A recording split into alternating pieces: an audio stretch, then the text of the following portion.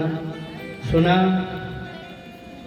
आज हम ज्ञान वैराग्य की कथा का श्रवण करते हुए आगे चलेंगे।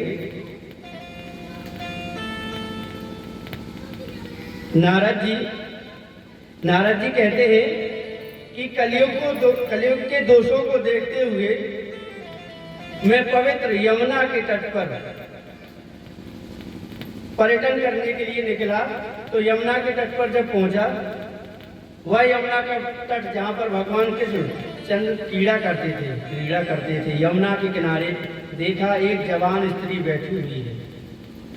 उसके सामने दो बुढ़े बुजुर्ग अचेत अवस्था में पड़े हुए हैं। उस जवान स्त्री के ऊपर 100 स्त्रियां पंखा हिला हिला करके हवा कर रही हैं। मैंने सोचा आखिर में ये स्त्रियां कौन हैं? मैं भी तो ये जानूं। परिचय जानने की लालसा हुई, परिचय जानने की इच्छा से जैसे ही मैं वहां से निकलने लगा तो वो जवान स्त्री मुझे से देख करके मुझसे कहती है कि भो साधो क्षणम तिष्ठ मचिंतामपि नाशाय। वो कहने लगी, हे साधु, क्षण भर ठहर जाइए, आप मेरी पीड़ा को दूर कर सकते हैं। संसार में आपका दर्शन बड़ा दुर्लभ होता है। मैंने पूछा, देवी तुम कौन हो? तुम्हारे ऊपर जो ये स्त्रियां पंखा हिला करके हवा कर रही हैं, ये कौन है? और तुम्हारे सामने दो बुढ़े अचेत अवस्था में पड़े हैं, ये कौन है? तो वो जवान स्त्री कहती है, अहम भक्तेर देख्याता इमो में तनयो मतो ज्ञान वैराग्य नामानो कालयोगेन जर्जरो। वो कहती है, मेरा नाम भक्ति है, ये दोनों मेरे पुत्र हैं। नाम क्या है इनके? एक का नाम ज्ञान है और दूसरे का नाम वैराग्य है। ये बूढ़े हो गए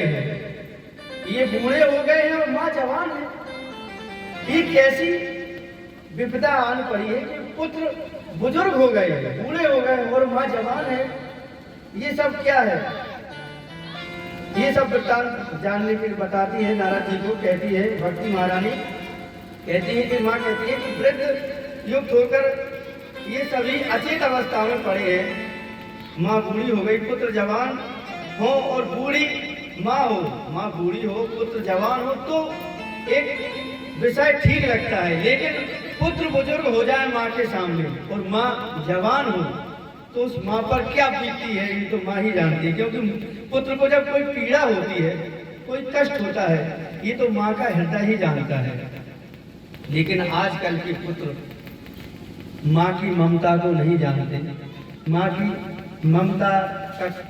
ममता को खिलवाड़ समझते हैं और उनकी ममता की अवहेलना करते हैं। उन्हें स्नेह, माँ को क्या चाहिए? स्नेह, प्रेम से दो शब्द बोल दो, माँ के लिए वही है।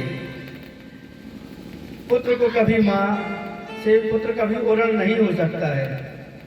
माँ पुत्र के लिए भगवान का स्वरूप है, क्योंकि वो जन्म देती है, लालन पालन करती है, 9 महीने अपने पेट में उदर में रखती है और जन्म देती है, उसका लालन पालन करती है। जब बड़े पुत्र हो जाते वही तो फिर अपनी माँ को नहीं समझते, खुद माँ की अवहेलना करते, माँ का निरादर करते हैं। प्यारे, माँ कभी अवहेलना नहीं करनी चाहिए, माँ का कभी दिल नहीं दुखाना चाहिए। माँ वो शक्ति है, माँ वो ईश्वर का रूप है। लोग कहते हैं कि हमने ईश्वर को नहीं देखा है। अगर ईश्वर को देखना है तो माता पिता के रूप में ईश्वर का अवतार ही माता पिता हैं। क्योंकि माता पिता जो सामने रह करके करते हैं वो सब प्रभु की इच्छा से, भगवान की प्रेरणा से करते हैं। जब नारद जी से यह सब कहा तो नारद जी ने पूछा, पहले का नाम ज्ञान, दूसरे का नाम वैराग है और ये दोनों बूढ़े हो गए हैं। पूछा कि आप की ये दशा कैसी हुई? भक्ति महारानी कहती है कि यौवन युक्त हो गई और हमारे दोनों पुत्र क्यों बूढ़े हो गए, इनको सचेत करो। नारद जी कहते हैं कि भक्ति महारानी मेरी कथा सुन लो। भक्ति महारानी कहती है नारद जी से, तो मैं आपको आनंद की अनुभूति होगी। मैं द्रविड़ देश में उत्पन्न हुई हूँ। भक्ति महारानी नारद जी से कहती हैं, मैं द्रविड़ देश यानी कर्नाटक में, महाराष्ट्र में मैं बड़ी हुई और गुजरात में आकर मैं बूढ़ी हो गई। वहाँ कलिकाल के संबंधों से होने वाले पाखंडों ने मेरे अंगों को खंडित कर दिया। मैं बहुत समय से पुत्रों के समेत दुर्बल हो रही हूँ, पर जैसे ही मैं इस वृंदावन में आई, वृंदावनम पुनः प्राप्त नवीनेन स्वरूपिणी, इस वृंदावन में आकर के मैं जवान हो गई। धन्य है वो वृंदावन जहाँ साक्षात भक्ति महारानी नृत्य करती हैं। धन्यम वृंदावनम तेन भक्ति नृत्यति यत्र चा, यहाँ साक्षात भक्ति नृत्य करती है। यहाँ की मयूर के नृत्य की कंपन से, साधु संतों की वाणी से, यमुना की कलकल करती धारा से निरंतर राधा नाम सुनाई देता है। धन्य है वृंदावन। इसीलिए तो ब्रज के संतों ने कहा है, राधे राधे राधे राधे बोल, राधे राधे